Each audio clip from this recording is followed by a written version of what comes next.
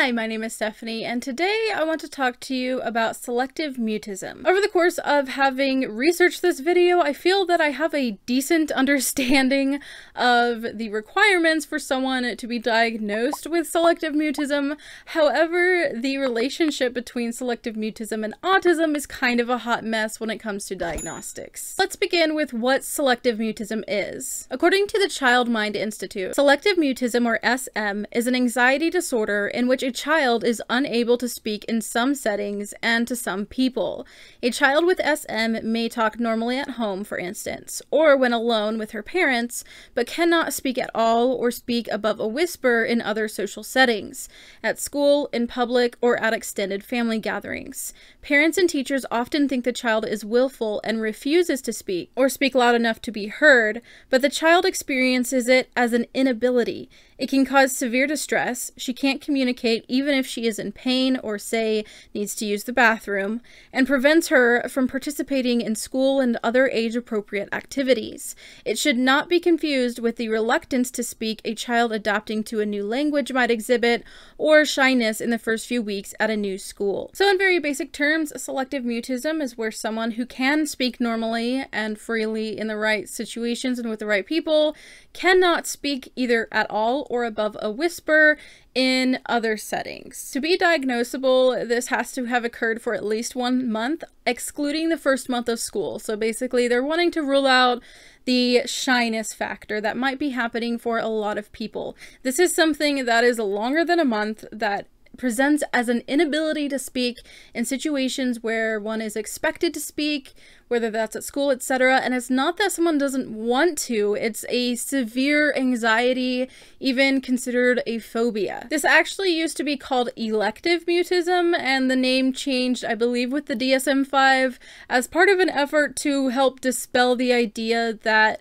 this is somehow a choice, or that the person chooses to either speak at a whisper or not at all in these settings. Now, as is usual, this shouldn't be diagnosed if another condition better explains what's going on, as well as if the child has difficulties speaking in situations where they feel safe and with familiar parents, etc. This would be their chatterbox maybe at home, and they're just super open and happy and talking and blah blah blah, no social issues there with the right people in the right settings, but then in school just can't speak. Therefore, someone who doesn't speak at all would not have selective mutism. Now, selective mutism actually can present similarly to autism in certain situations. According to the Selective Mutism Center, not all children manifest their anxiety in the same way. Some may be completely mute and unable to speak or communicate to anyone in a social setting.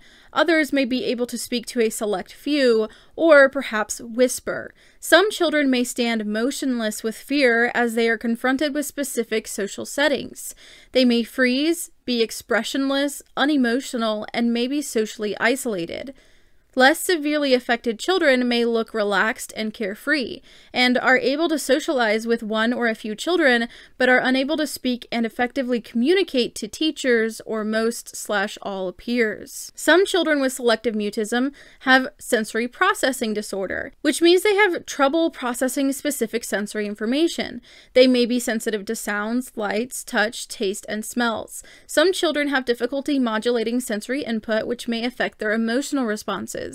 DSI may cause a child to misinterpret environmental and social cues. This can lead to inflexibility, frustration, and anxiety. The anxiety experienced may cause a child to shut down, avoid, and withdraw from a situation, or it may cause him or her to act out, have tantrums, and manifest negative behaviors. Some children, about 20 to 30% with selective mutism, have subtle speech and/or language abnormalities, such as receptive and/or expressive language abnormalities and language delays. Others may have subtle learning disabilities, including auditory processing disorder. In most of these cases, the children have inhibited temperaments prone to shyness and anxiety. The added stress of the speech/language disorder, learning disability, or processing disorder may cause the child to feel that much more anxious and insecure, or uncomfortable in situations where there is an expectation to speak. Now, hearing that, you might, like me, immediately think, a lot of that sounds quite a bit like autism. And I am a little skeptical of some of this just because the DSM-5 makes it clear that those with selective mutism do not actually have issues necessarily with social capability. If it's just selective mutism, they should be okay with making friends in like 1 or 2 groups or whatever when they're in a setting that they're comfortable with, when it's not talking to the teacher, when it's not in the classroom setting where they have to talk in front of everybody, but they might on their own, maybe at recess, or maybe if they have their friend over, talk to that person and not be in a socially awkward kind of way or miss social cues, etc. So I did find that a bit strange that it was listed that way because these particular social things were not listed under selective mutism from my reading of the DSM-5 section on selective mutism. However, these things might be also because a lot of people with selective mutism also have social anxiety disorder, and this can kind of look a little bit like the social problems autistic people have at first, but once that person gets comfortable with someone, you really shouldn't see the social issues that autistic people have if this is just selective mutism. Now, this is kind of where we get into the conversation of autism and selective mutism a little bit more, in that a lot of autistic people I have seen online start to say that they experience selective mutism, and some of them do really mean that in social situations they simply cannot speak. If they're in a place that they're not familiar with, or with people they're not familiar with, they just cannot speak. However, some people are actually describing a different phenomenon that I personally also experience, which is sometimes not being able to speak, but it's not only because of a social situation where there's a sudden demand, or because I am nervous around people or stuff like that. I can be in my home with the people closest to me and still have issues with speech. So I think that it's important to realize that there are inherently speech and communication issues within autism that wouldn't necessarily be considered selective mutism. And this includes going mute, and it might actually be part of something else, and we'll touch on that in just a second. The awkward thing about this is that the DSM-5 pretty much words it in a way that it seems like someone is incapable of having selective mutism and autism at the same time. One of the DSM-5 rule-outs for selective mutism is the following: occurs exclusively during the course of autism spectrum disorder, among a few other disorders listed. So this actually sets up a whole argument about whether an autistic person can even have selective mutism under the DSM-5. Also note that it is stated in multiple places that selective mutism and autism are not connected. However, one study that looked into the charts and information of people who were referred to an autism specialist found quite a big overlap in selective mutism and autism as comorbidities. 63% of those with selective mutism also had ASD, and another 20% of those with SM had subclinical autistic traits that somehow impaired daily life. Which is kind of interesting, because if it impaired daily life and it was enough autistic traits, I don't know how they didn't get an autism diagnosis. Now, do note that this study is not a representative sample, because they're only looking at a place that has congregated people looking for autism specialists, and so this isn't necessarily a fair representative sample of everyone who would typically be diagnosed with selective mutism to see if autism is a common comorbidity. However, at this particular place, there was a significant overlap, and this is also interesting because that means that these specialists were diagnosing selective mutism and ASD. So in the area for the differential diagnosis for selective mutism, the DSM-5 says the following: individuals with an autism spectrum disorder, schizophrenia, or other psychotic disorder, or severe intellectual disability may have problems in social communication and be unable to speak appropriately in social situations. In contrast, selective mutism should be diagnosed only when a child has an established capacity to speak in some social situations, for example, typically at home. So this wording kind of seems to suggest that the DSM-5 kind of blocks a misdiagnosis of selective mutism with autism, because autistic people do inherently have communication issues. However, it's kind of saying that if this person is speaking well and comfortably, etc. at home, but not in other places, that it would be selective mutism. So again, here's kind of like the,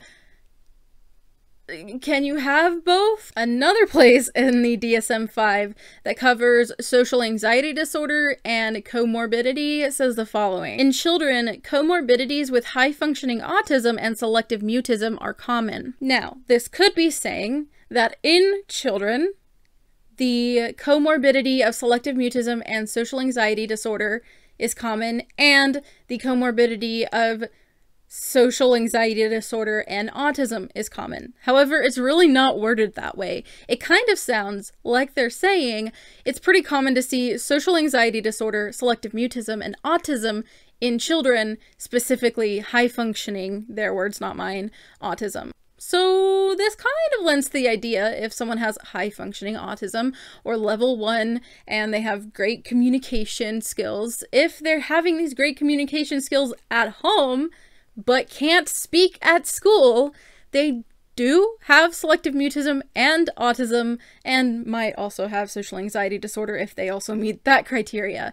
So I'm gonna go with the DSM-5 is a very hard probably, maybe, on allowing them both to coexist. Again, this is still kind of a gray area. People are confused, and rightfully so. The UK's NHS states that despite there being no relationship between autism and selective mutism, a child can have both. However, selective mutism, according to the DSM-5, according to these websites that I'm looking at, is not randomly losing the ability to speak in social situations.